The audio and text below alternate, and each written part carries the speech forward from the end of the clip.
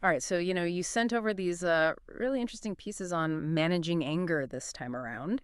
We've got a children's story, right, about this boy named and then we've got some core Buddhist philosophy. Seems like we're really trying to find that intersection between, that ancient wisdom, but bringing it into our everyday lives, something we can all relate to. Yeah, and it's really quite fascinating because you've got the story of Om, which is, it's very relatable. And then you've got these Buddhist teachings, Hmm. which are almost like a framework for how to deal with these emotions that we feel in our everyday lives. Right, exactly. So the story starts out with little He's at this place called Park Blue. And just picture this, okay? Beautiful sunny day, vibrant green trees. You can hear the birds chirping away, and he's just totally captivated by it all. He's pointing at the flowers, watching the animals scurry by, just completely immersed in the beauty of nature. And that's such a key detail, I think, this sense of peace, of wonder Yeah. that he's experiencing. It really highlights this fundamental idea in Buddhist philosophy. This idea that, a peaceful mind is our natural state of being. Hmm. Really, is these intrusions of negative emotions like anger that disrupt that tranquility that's already there. Okay, so we've got this idyllic scene, right? But here's where things kind of take a turn. And his mom, they settle down by this beautiful lake. They're going to have a quick snack, and his mom offers him some bread. And just as he's about to take a bite, bam! Out of nowhere, a monkey swoops down, snatches that bread right out of his hand, and just vanishes into the tree. Oh man, can you Yeah, imagine? I know, right? Like, talk about frustrating. And that right there, that is the perfect example, I think, of how external events can trigger these very real, very intense emotional reactions inside of us. And it's not really about the bread, is it? It's this feeling of disruption, of being wrong. It's this unexpected jolt to our peace that really throws us off kilter. We all have those monkeys in our lives, don't we? We do, those little unexpected frustrations that just throw us for a loop. And so, how does react? Well, I mean, it's completely relatable. His cheeks, they turn bright red. His eyes practically bulge out of his head. His heart, is probably pounding like a drum solo right now. Sound familiar? Oh, absolutely. And, of course, his mom tries to calm him down, right? She even offers him more bread when they get home. But Ohm is having none of it. He is in the throes of anger now. He's shouting, no, storming off. And, we've all witnessed that kind of reaction, maybe even, embodied it a time or two ourselves. For sure. Yeah, it's in those moments when anger takes over, logic and reason.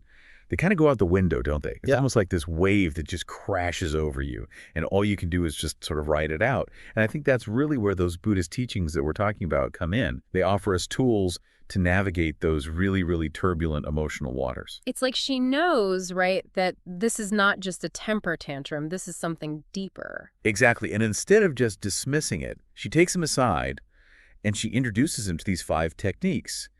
And these are techniques that were taught by Buddha to overcome anger. So it's like she's handing him this toolkit, right in the middle of all this emotional turmoil. Okay, I like that. So give me the first technique. What's in this toolkit? All right, so the first one is all about shifting your focus. She tells Om to think about his grandfather, someone, that he absolutely adores, someone that brings him joy. Ah, And it made me think, we all have those anchors, right? we do. Those people or places or even memories that can instantly bring us a sense of peace. Yeah, absolutely. Like a grounding point. Exactly. And that's the essence of this first technique, I think. It's consciously redirecting your attention. When anger flares up, it's like our minds get fixated on that one point of frustration. And this is about choosing where we focus our energy, shifting that gaze towards something more positive, more calming. It's like hitting the reset button a little bit. I Mhm. like it. Okay, so what about the second technique? Okay, so the second one, I think this is very clever. She tells Om that when he gets angry, his nose turns red. And it seems, on the surface, like a very simple, maybe even humorous observation. Yeah. But it's actually quite a powerful analogy, I think, because it highlights those internal consequences of anger, those subtle ways it impacts us that we might not even realize. Oh, interesting. We often get so caught up in the external cause of our anger, like Yeah. that monkey stealing the bread. But this technique, it encourages us to turn inward, to acknowledge the effect that it's having on us. It's a good reminder that, anger doesn't just disappear. It has this ripple effect. It does. Okay, so we're shifting our focus. We're acknowledging the inner consequences. What's next? So technique number 3, this one tackles anger kind of head on. Om's mother tells him to simply ignore his anger. Okay, but that's, easier said than done, right? Like, how do you just ignore something so powerful? Oh, absolutely. It's definitely easier said than done. And I think that's actually why this story resonates with us so much. Mhm. Because Alm's reaction is exactly what we'd expect. He's resistant. Right. He doesn't want to ignore it. It feels too big, too overwhelming. Of course. And that's where understanding, I think, the nuance of this technique is important. It's not about pretending the anger isn't there. It's not about suppressing it. It's more about choosing not to feed it, not letting it dictate your actions or consume all your So thoughts. it's more about like, I don't know, creating space maybe. Yes, exactly. Exactly. It's about creating that space between yourself and the emotion, recognizing that you are not your anger. Yeah, You have the power to observe it without letting it completely control you. I like that. Okay, so we've shifted our focus, we've acknowledged those consequences, we're creating some space. What's next? All right, so technique number 4 takes a little bit more of an introspective turn. Hmm. Buddha's advice here is to analyze your anger, Okay. to ask yourself, why am I angry? So we're getting curious about the anger instead of just fearing it. Exactly, exactly. And sometimes that simple act of inquiry can be incredibly illuminating. Now, the 5th technique, this one's a little different. This is more about taking direct action. Buddha suggests clenching your teeth, pressing your tongue to the roof of your mouth, and just like channeling your willpower to overcome that anger. So it's almost like a physical manifestation of that mental effort. Exactly. It's like interrupting that physiological response. Yeah. It recognizes that sometimes we need to really take charge. We need to assert control over our bodies and minds, especially when the emotion just threatens to totally overwhelm us. It's like a pressure valve. Yes. Yes, exactly. So we have these 5 techniques, all kind of distinct. They all work together, right? They do. They do. But as you can imagine, Om is still, well, he's still a kid. And he's grappling with this injustice of it all. He keeps saying, but he stole from me. Mm. He's clinging to that initial feeling of being wronged. And it just highlights how easy it is to get caught in those narratives that we create around our anger, Yeah. to Yeah. hold on to that feeling of righteousness. But the thing is, clinging to that resentment, even when we feel totally justified, Right. it only prolongs the suffering. It's like holding onto a hot coal, right? You're the only one getting burned. Exactly. Exactly. Oh. And that's where Am's mother's guidance comes in again. She gently reminds him, maybe, just maybe, that monkey was simply hungry, just like you were. And with that one sentence, she prompts this profound shift in perspective. It's like that moment when the clouds part, right? And suddenly everything seems a little bit clearer. It is. It's a beautiful illustration of how understanding can lead to compassion, even when we feel like we've been wronged. Buddha taught that anger, it ultimately leads to suffering. It clouds our judgment, prevents us from experiencing true peace, true happiness. Yeah, it's like that old saying, holding on to anger is like drinking poison and expecting the other person to die. Like, it just doesn't work that way, does it? It doesn't. And, thinking about On's story made me think about this idea of finding refuge in the Buddha, in the Dhamma, his teachings, and in the Sangha, the community. Right. And it's like Om's mother in that moment, she kind of embodies aspects of all three. Interesting. How so?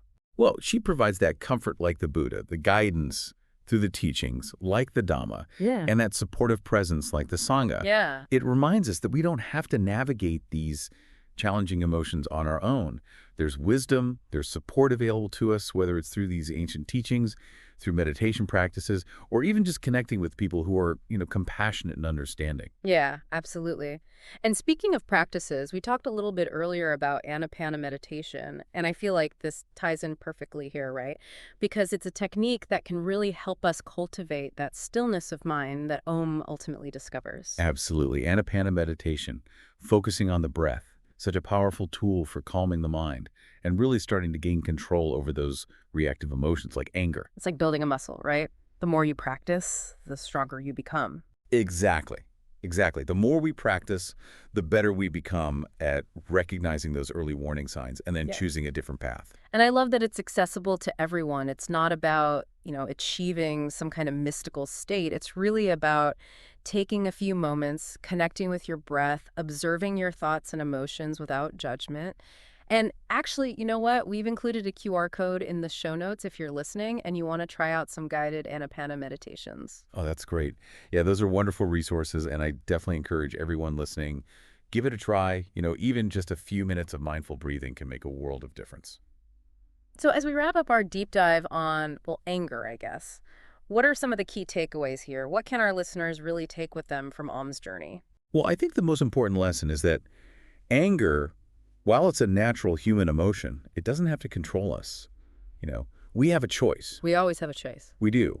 And by understanding the nature of anger, by embracing practices like those 5 techniques we talked about, like Anapana meditation, we can really transform our relationship with anger, cultivate greater peace within ourselves and in the world around us. It's about recognizing that monkey when it appears, acknowledging the frustration, but choosing how we respond. Precisely. And here's a final thought to leave you with, something to ponder. Ahimsa paramo dharma. It translates to nonviolence is the best religion.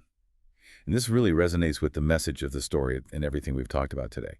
So think about how this concept of nonviolence, not just towards others, but also towards ourselves, can empower us to navigate anger with more understanding, with more compassion, and ultimately find, lasting peace. It's been a fascinating deep dive. Thanks for joining us. Thank you for having me.